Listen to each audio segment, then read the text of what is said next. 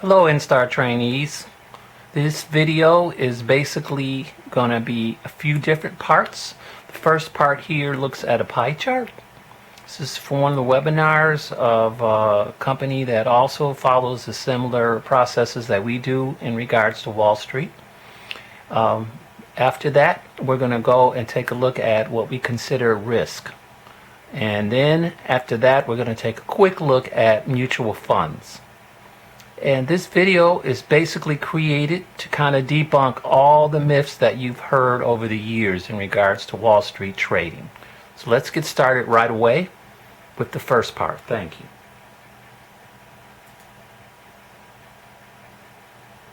Do you own what we call a beautiful pie chart portfolio? Isn't that a beautiful pie chart?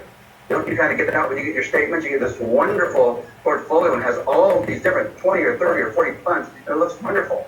And you don't understand it, but it looks beautiful. And you've been told that you're diversified. You don't have a lot of risk because you have all these mutual funds and they're a lot less risky than stocks. You don't lose a lot when the market goes down. You earn a good rate of return and you're only paying 1% of fees. Doesn't it all sound wonderful? What if a lot or all of that you've been told isn't true? What if it's not true? But it's still a beautiful pie chart, isn't it? So you still have a really beautiful pie chart. This is a chart of the S&P 500 from 2000 to 2018. This is a 19-year time period. So this is where you invested money. And you think that's a crazy question because you don't think you can make your money act in a certain way because you've been told, don't watch it, you can't control it, everything will work out in the long run. Always ride it out, which means you can't control it. Well, you've been told two myths. The myths are, one, you should always ride out all market corrections. And if you do so, you're going to get a 10% or higher rate of return. So this is the S&P 500. If in January 2000, the market started at 1469, that's the S&P 500, which is the 500 of the largest companies in the United States. Okay? We're at 1469. Then in 2001 and 2, we had the technology bubble. We went down, then we got back up. Went down in 2008, went back up. Well, in December 2018, the market ended at 2506. So look at that growth rate we got if you did what? If you rode it out, if you didn't get out, if you weren't chicken, if you never bailed. That's what they tell you. The problem is that's a 2.85% annual compounded increase for all the pain and suffering you went through. Is that worth it? The answer is no, it's not worth it. You would have earned more in CDs during that time period. 2.85% before fees is not worth what you went through. The market started at 1469, the market ended at 2506, and anyone ever told you that over that 19-year time period, the market went up by 2.85%? No, because if anyone told you that, what would you have done? You would not have invested your money, you would not have given them your money. Okay? Now, why did it work this way? We'll prove it to you. Remember 2001 and 2 when the market lost 50%? When the market goes down 50%, a lot of people think, well, I only need a 50% gain to get back to even. Is that true? Mathematically? No, when the market goes down 50%, you need a 100% rate of return just to get back up even. Not to make any money, just to get back up even. Now, how easy is it to make a 100% rate of return? Not that easy, but it happened. And at this point, if you can imagine, you got back up even. And at that point, how did you feel? Didn't you feel relieved? Didn't you feel elated that you finally were back even? Didn't you feel happy that you made 0% over 7 years? 0%. Which is what happened, right? That's what happened. Then you thought the market would continue Right to go up. for Then we had losers. the 2008 financial crisis when the market fell 53.8%, so I rounded it to 50%. You needed another 100% gain by January 2013 to break even. So how would you like to make nothing for 13 years minus your fees? Which is what you did. Why do you think you made money over that 13-year time period if you were working? Why? What's the only reason why your account continued to grow during that time period? Anybody know? You kept contributing monies. That was the growth of your entire account. You kept putting money in because guess what? All of our clients are really good savers. So as a good saver, are you going to stop saving money? No. So that's what created the growth of your money during the time period because this 2.85% needs to be reduced for fees. And the only growth you had was whatever that net was, plus whatever you added to your contributions. And that's why your account grew. So if we have an asset that's behaving with that much volatility, can we plan, take consistent income, and during retirement, can you feel secure that that's what's happening? And the answer is no. You're told you're supposed to. You can't believe that anymore. It's just not true. So if we look at the S&P 500 and we're up here, What do you think the market's going to do? At some point, not necessarily right now, but at some point, this looks like where we were here before it crashed, here before we got it. It's going to come down. We don't know when, but it will come down. And I'll show you why in a second. So in the example of the pie chart, what's interesting about that is he's sharing what he already knows and what the audience has been told by their advisors. He's saying you're diversified. You don't have a lot of risk. Sadly, a lot of people fall into this category. For many of you, you may never have seen this before. You weren't aware of it. Your financial advisor didn't bother to mention it to you because your financial advisor made money from 2000 to 2013. We're going to look at the different kinds of fees that can be charged. But that was myth number one. And as long as they were making money, and the 401k service provider was making money, who cares if you're making money? And if you're not watching your money, if you're not stewards of your own money, this is what happens.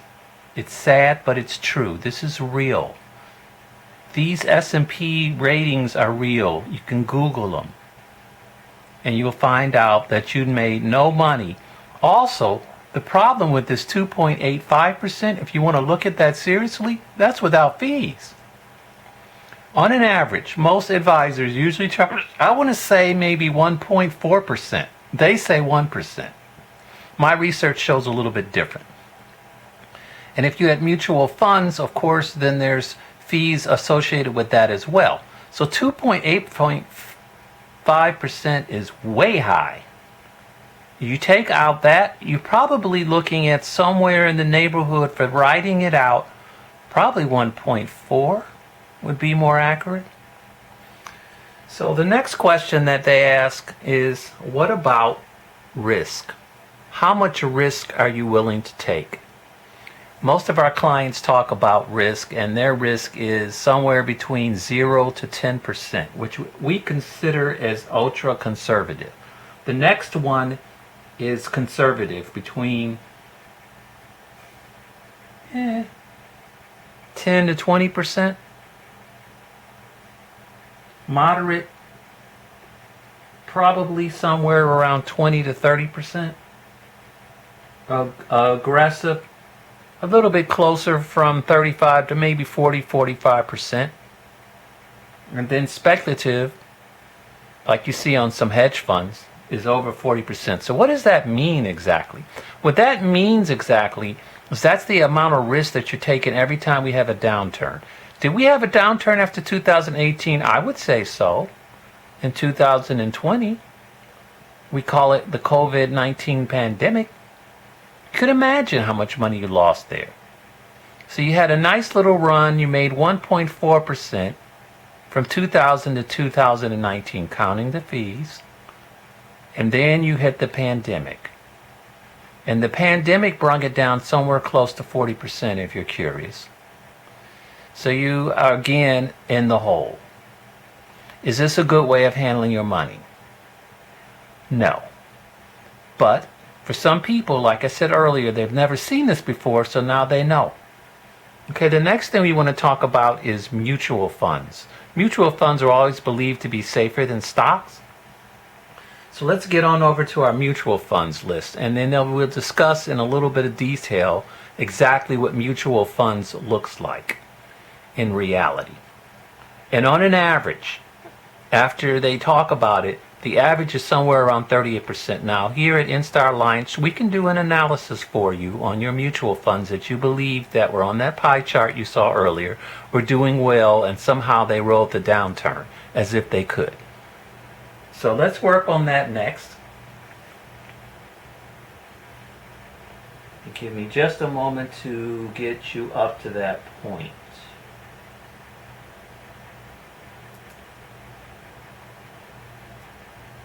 Here we go. Funds analysis. Looks like fun. I don't know about you, but I'm getting excited. So let's go ahead and kick it over. Here we go.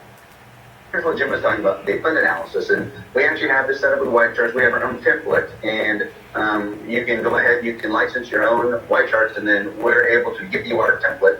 and they have, I don't know, probably like 10,000 data points. So we went through and picked what we want inside of ours. So basically, this would list out all the individual funds in alphabetical order on the left-hand side, shows the values in column 2. We always put in when the funds started, because we're going to look at, are these funds with a lot of good track history or hardly any track history. Most of these are really good track histories, other than the one bottom one. Wells Fargo's only been around since 2013.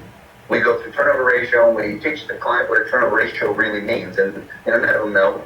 And that comes down to They don't know anything. That's the percent of the fund that's being sold and then bought each year. Meaning, if you look at American Funds AMCAP, let's say it's a stock fund, they're going to be selling 27% of those stocks each year and buying 27%. And we tell the client, you've been told to be a long-term investor, to buy and hold, and yet the funds are buying and selling a lot of the stocks each year. So if that's a $1 billion fund, that means they're going to be selling $270 million and then purchasing $270 million. So on a $1 billion fund, they're going to have $540 million of transactions. Is that going to be a little cost or a big cost ultimately? And they'll say that's a big cost. We say it's right, but that's going to be a hidden cost that they don't have to tell you how much that costs to do all those trades. Welcome to Wall Street. Tell you the next column, the fund fees and expenses. This will be listed in your prospectus.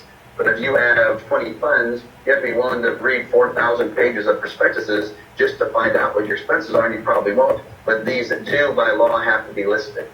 We then will show them what the 12-month recent return was, and this is as of 12/31/18. 18, not a good year, so it'll show what the funds did. Then it will show in the next column of the index. Imagine what 2020 looked like. And the next column will show, did they do better or worse than the index? And we'll spend time, we'll go through that. We'll go through this real fast with you guys, but we'll do training just on this in the future. And the most important column is the next one. What is the worst 12 months, rolling 12 months, each of these individual funds have ever had?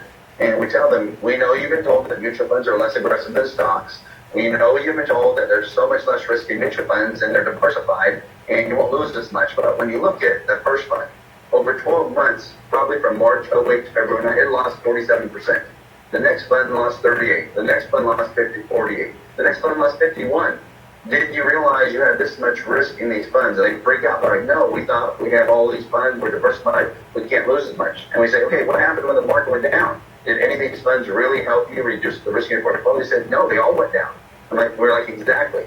Then really what will happen is we might go through, Jim will go through each line, each different fund and say, do you want to hold this fund? Do you want to hold this fund? Do you want to hold this fund? Really, hammer it down that what they own isn't what they thought they owned.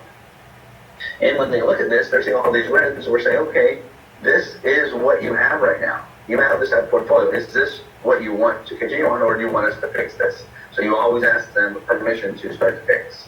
Then we have this other column we do, and we say, we just want the funds to be in the top 20% of funds. They don't need to be in the best fund, the top 1 or 5 funds. We just want them to be in the top 20 and just not in the bottom 80. So you have one fund in the top 20%. Every other fund is ranked in the bottom 80%. Now you look at that, I'm like, what the heck? Then we go over the average trading costs, and this is the fees that the mutual fund companies, the financial industry does not give us. This is based on research and reports. That the average trading cost is 1.44% that's hidden from us if we have a turnover ratio of 80%. So then we interpolate what their potential trading cost would be by taking their turnover ratio, dividing it by 80, and then multiplying by that 1.44%.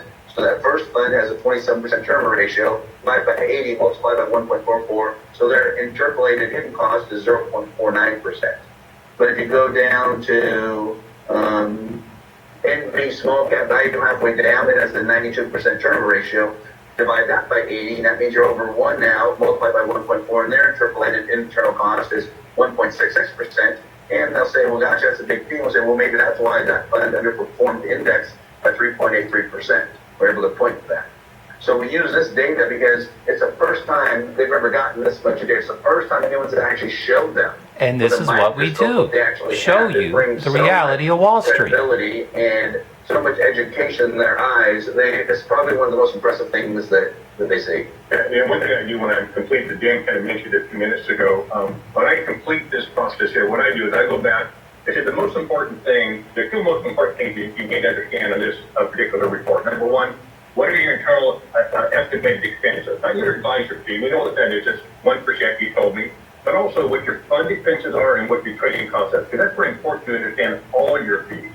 Secondly, and probably the most important part of this whole process is this red column right here. how much are you potentially going to lose in the next market reset? If we have another reset like we had in 2001 and 2, which was a technology bust, or 2008 and 9, which is the financial crisis. And by the way, Mr. and Mrs. Klein, I forgot to ask you, how long have you had your current advisor manage your money? And I'll look back and forth, I don't know, 7, 8, 9 years. Says, oh, okay. I said, have they gone through this Rob you of information your with money. you before? No, never before. I said, let me ask you a real important question, probably one of the most important questions I can ask you today in this meeting. You're not a financial advisor. You're learning more about your money through this process. But now you understand this risk factor. And you told me at that last meeting that you don't want to lose more than 10% of your money, and you really want to stay around that 5% level. Let me ask you, if you were your own financial steward of your own money, which you should be, I'm going to take that first fund for you. That happens to be American funds. In a 12-month period between now and 2008, that fund lost 47% of the client's money. Do you want to keep that or do you want to get rid of it? We don't want that fund. The next one lost 38%. You want to keep it or you want to get rid of that? Well, we want to get rid of it. Well, the next one lost 48%. And I'll go through 5 or 6 or 7 of these. I said, listen, you got to get the drill, right? The drill is this is your money. You can't lose this amount of money. It should have been done for you before. It wasn't done, but now you know more about your money. You know more about your money right now than your financial advisor knows about your money. What's that? Is it?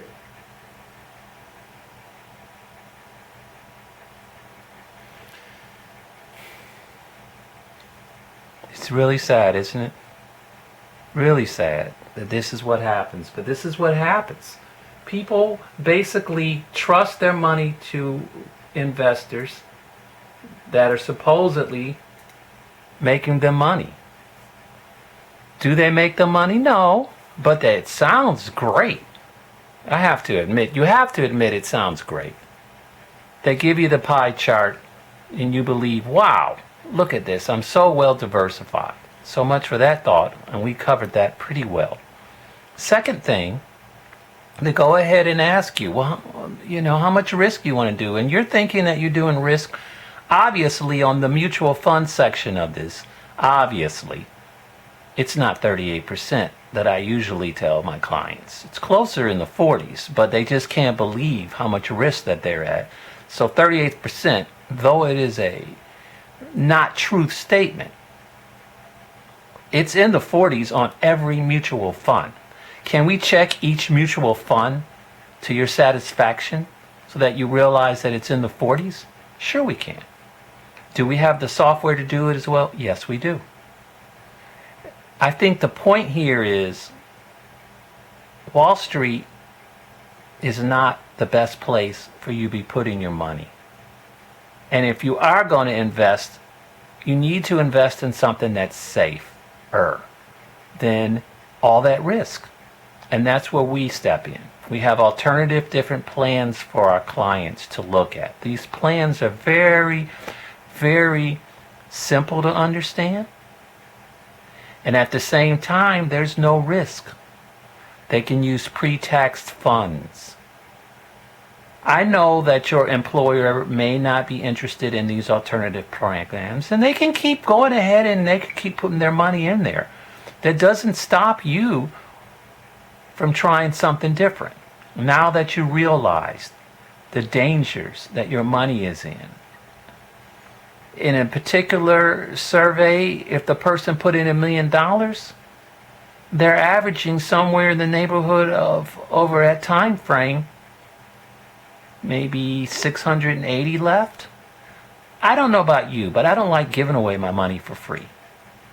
However, like I said, people have been programmed to use this system when there's so many better systems available. You can contact us now.